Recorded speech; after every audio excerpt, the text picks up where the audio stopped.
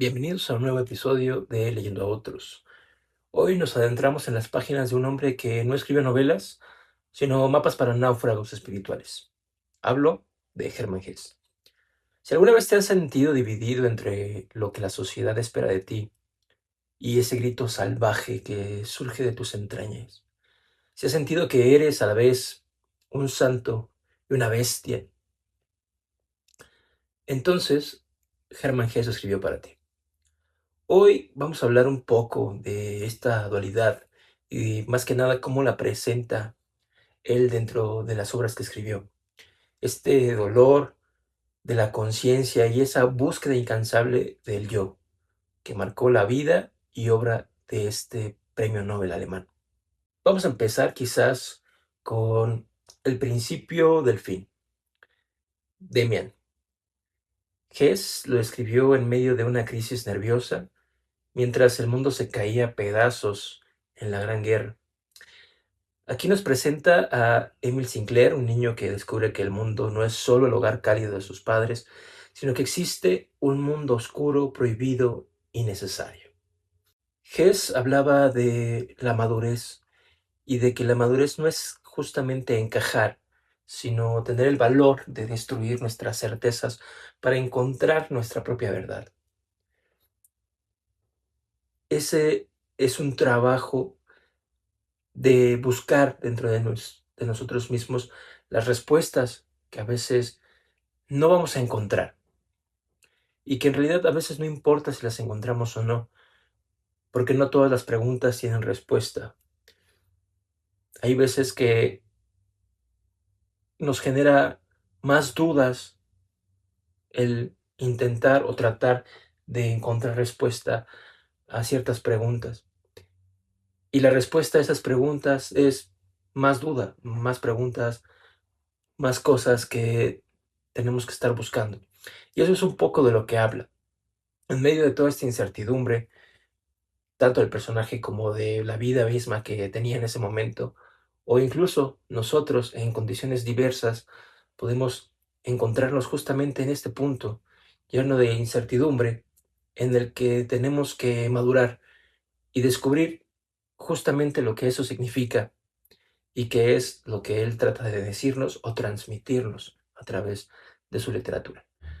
Aunque sin lugar a dudas, y probablemente aquellos que lo hayan leído, eh, pues estarán ligeramente de acuerdo, o tal vez no.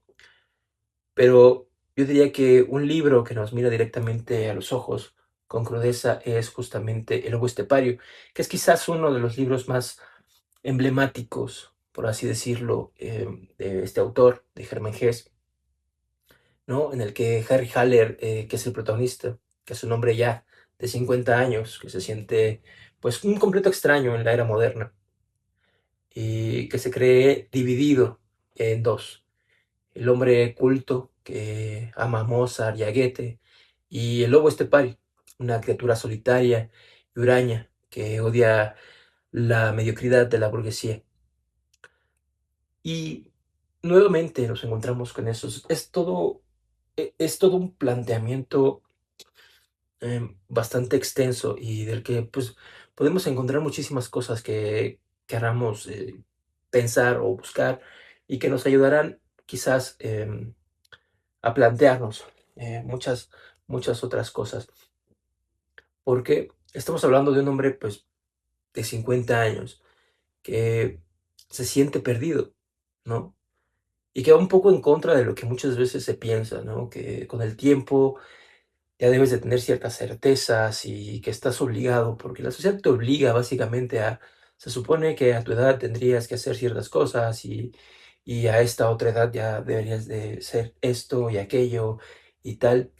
Y muchas veces justamente eso es lo que crea este sentimiento de, pues, no sentirse realizado, de no estar feliz, de no estar conforme con lo que eres, o quizás ni siquiera estar de acuerdo con lo que eres, porque ni siquiera sabes qué es exactamente, pues lo que eres, ¿no? O lo que crees que debería ser, que muchas veces es justamente ese, el punto, ¿no? Es más, el punto de querer ser lo que la gente espera de nosotros y que, como decíamos anteriormente, la madurez es justamente entender que eso no es el punto, ¿no? Es un trabajo que cuesta bastante, pero entender que no tienes por qué hacer feliz a otros, no tienes por qué encajar en el molde de los demás. Y que si a alguien le gusta hacer algo, está bien. Si a ti no, también está bien. Si alguien tiene ciertos objetivos, ciertas metas en la vida, o ha hecho ciertas otras cosas o no, está bien. La cosa es realmente a ti que te satisface, realmente tú qué es lo que quieres para ti o para con tu vida. Y en tanto eso sea así, pues está bien.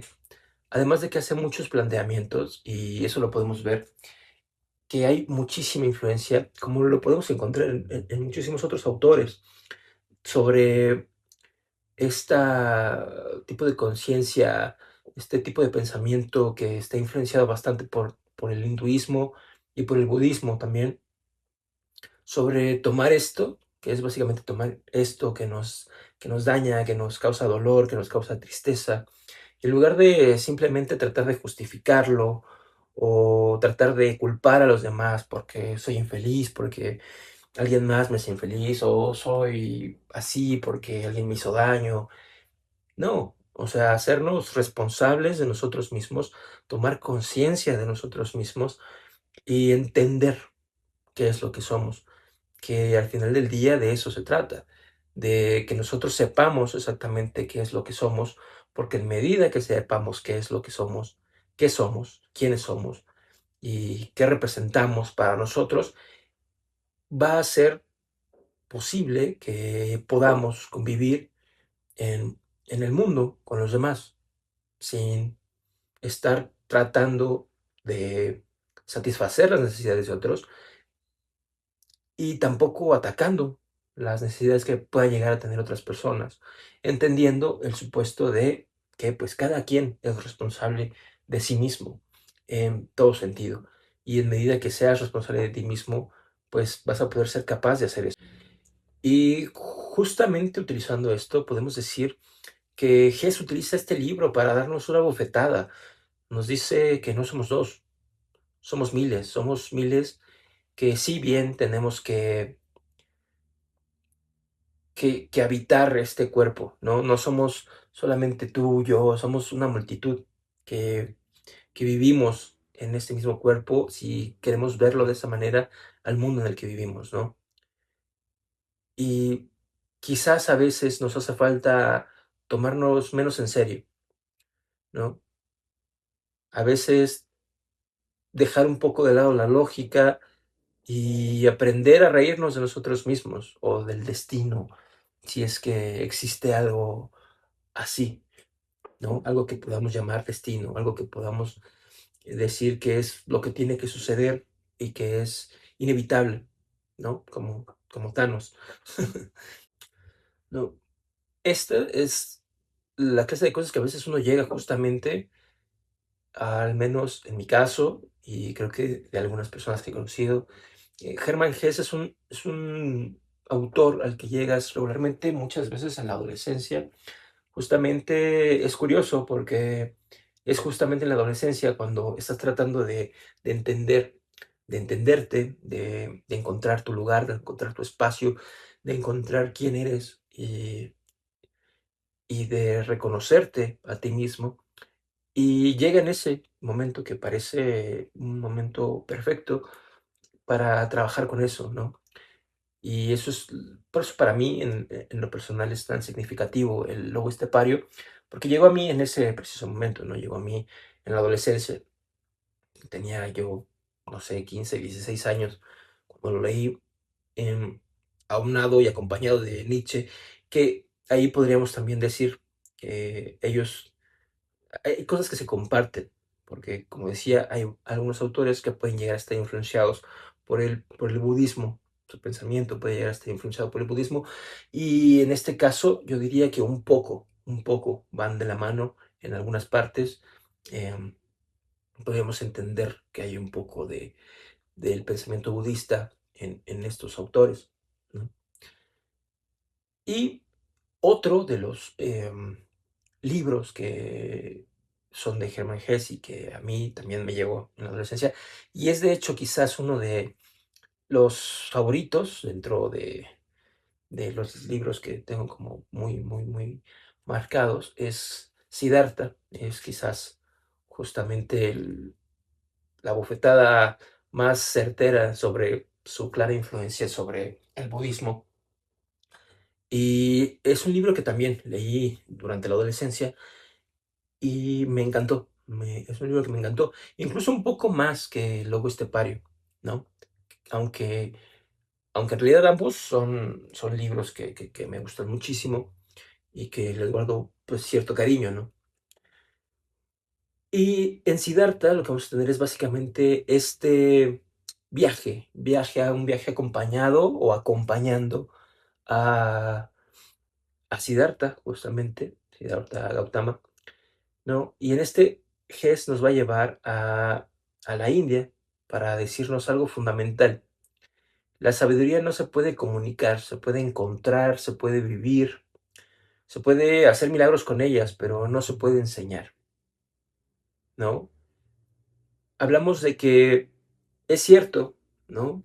Porque hay muchas veces, o cuántas veces, ¿no? Trasladándolo esto a lo cercano, ¿no? A una situación, mm, pues, más normal, más de nuestro día a día, ¿no? ¿Cuántas veces has encontrado tú en una situación en la que, pues, no sé, estás hablando con alguien que tiene alguna situación, desde la más banal hasta la más compleja, y pues llega a ti algunas veces esperando que le escuches, algunas veces pidiendo algún consejo, ¿no? Aunque a veces no tengas tú bien en claro si realmente eres capaz o quizás la mejor persona para escucharle o para brindarle alguna opinión. Que al final del día es básicamente eso, ¿no? Una opinión, pero que ciertamente a veces em, viene, viene bien, ¿no? Independientemente de cuál sea el resultado del consejo, la opinión o lo que sea, ¿no? Y, y tenemos esto, no se puede enseñar, ¿no? Porque muchas veces son situaciones en las que pues tú has pasado por algo similar y tratas de, con base en tu experiencia, pues transmitirle algo a quien sea, ¿no? Que te está preguntando y que te está pidiendo consejo. Y pues de alguna manera a veces, en algunas ocasiones, lo que tratas es de ayudarle efectivamente, de tratar de ahorrarle la molestia o el dolor que le puede llegar a causar el seguir en esa situación. Y definitivamente al final, pues dices, quizás como lo hay en muchos memes, pues da igual, porque terminan no haciendo caso, terminan haciendo caso omiso de lo que les dijiste por completo, y de eso se trata un poco, ¿no? Trasladando lo que decía anteriormente. Es eso, no se puede transmitir la sabiduría, porque por más que tú lo digas con la mejor de las intenciones, hay veces que efectivamente necesitamos nosotros mismos aprender a la mala, como dijeran coloquialmente, ¿no? Em, es importante muchas veces nosotros mismos tener la experiencia, ¿no? Y hay veces que, por ejemplo, lo podrían decir los padres, muchas veces te dan consejos porque esperan que ellos vivieron una situación similar y tú no la vivas y a ti simple y sencillamente te la suda y lo vas y lo haces, aún incluso a veces a sabiendas de qué es lo que iba a pasar, ¿no? Pero definitivamente necesitabas pues la experiencia completa para poder saber o poder entender o poder aprender. ¿Y por qué decimos esto? Bueno, porque Siddhartha lo intenta todo. El ascetismo extremo, el placer de la carne, el dinero. Y al final lo entiende todo. Todo escuchando el agua. El río no tiene pasado ni futuro, solo presente. Y el presente es la unidad total. Y nuevamente aquí vemos toda esa influencia que tiene. Y que a veces nos cuesta mucho trabajo, porque al final del día es cierto.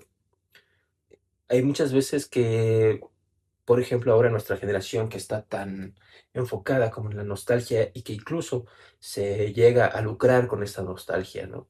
Con, con ese tiempo que vivimos en la infancia y que pues era un tiempo mejor, ¿no? Obviamente no teníamos preocupaciones y todo era jugar y ser felices. Y se lucra con esa nostalgia que tenemos de ese tiempo en el que pues la vida funcionaba mejor para nosotros. Y al final del día, pues sí, sí podemos decir que tiene importancia, porque todas las cosas que vivimos nos van agregando cosas, pero no podemos quedarnos estancados en el pasado. Ni tampoco podemos estar pensando todo el tiempo en el futuro, porque el futuro no existe. Al final del día, el futuro, como dijera Dewey, es hoy, ¿no? El futuro es hoy, el presente es lo que tenemos, es lo que podemos cambiar. No podemos cambiar el pasado, no podemos cambiar el futuro, pero podemos cambiar lo que somos hoy. Y ese es el punto. Y podemos llegar a esta conclusión de diversas maneras y, y en parte por eso creo que es tan valioso este libro, porque es un acompañar al personaje, pero al mismo tiempo nos acompañamos a nosotros mismos en este descubrir de, de nosotros mismos nuestra conciencia, ¿no? ¿No? Y podemos llegar a estas conclusiones porque sabemos o creemos saber que Hermann Hesse era un apasionado por el psicoanálisis. Y de alguna u otra manera, em, podemos ver esto en los personajes y en cómo los maneja, ¿no? Quizás por eso fue que con esta profundidad emocional que tienen, resonó tanto o resuena tanto en la juventud.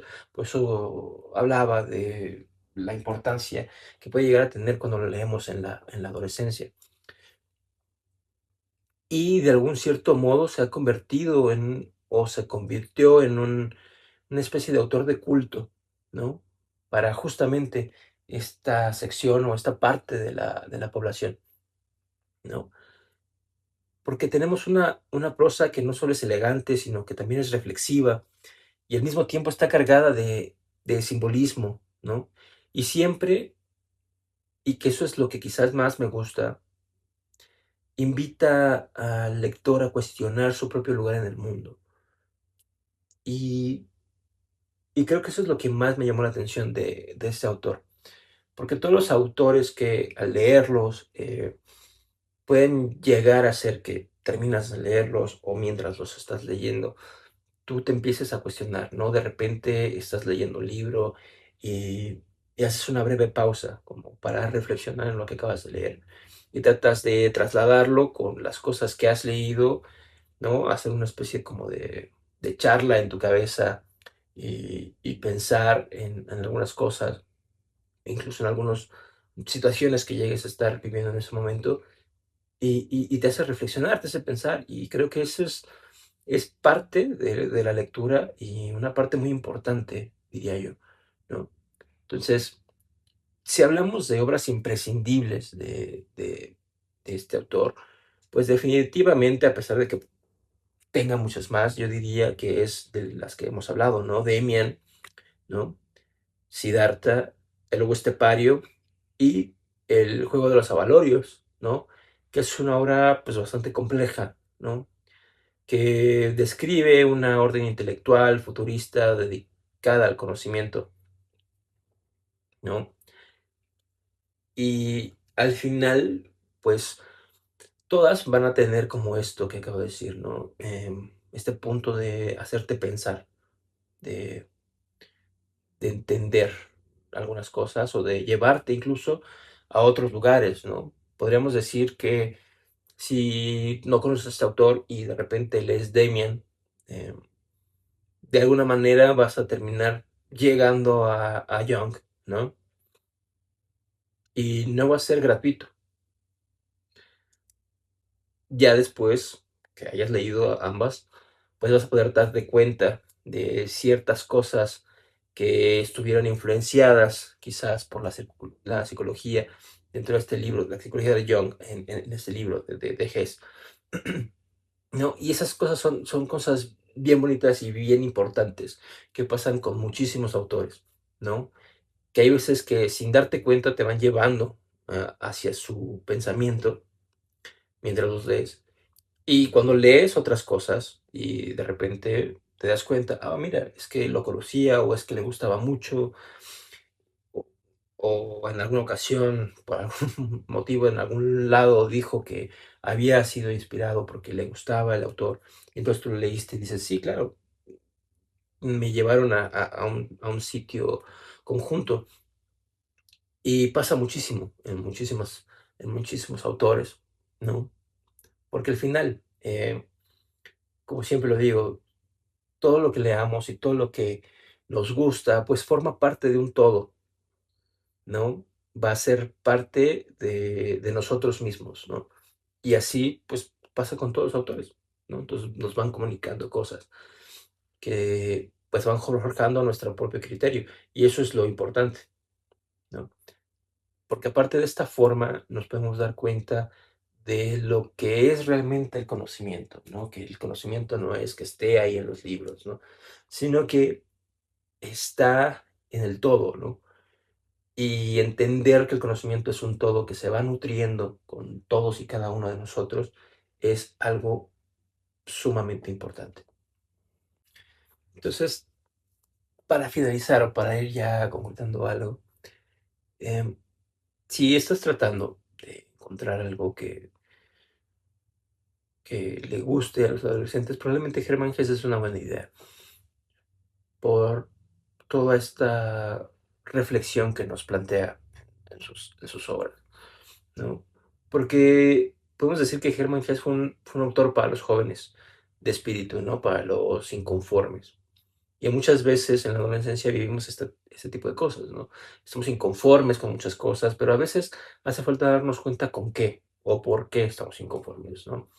Entonces, quizás una de las partes más importantes hoy en día para leerlo es que leer a tipos como Hess en estos tiempos en el que todo son pantallas, ruido, luces y cosas que te hacen estar como al 1000 por hora, pues está bien también darnos una pausa, ¿no? Y esta pausa va a significar básicamente pues un acto de resistencia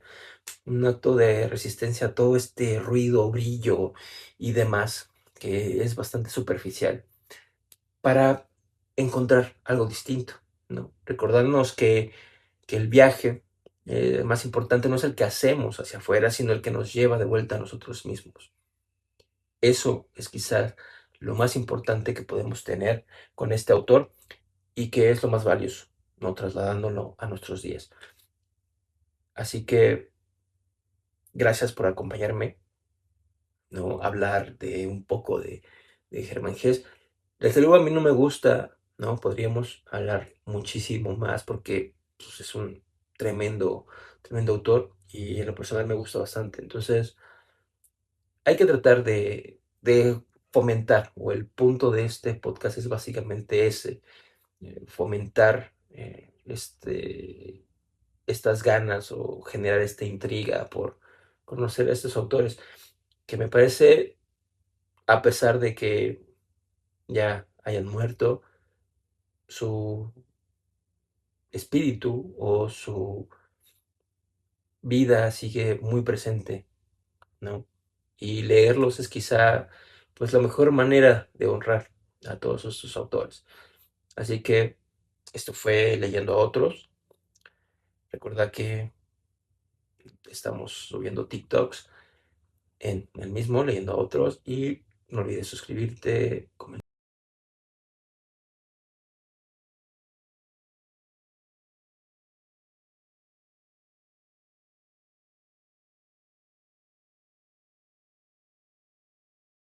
qué te parece, si conoces a este autor. Si no lo conoces, si quieres saber sobre algún otro libro, pues también dejarlo en los comentarios y nos vemos en la siguiente. Chao, chao.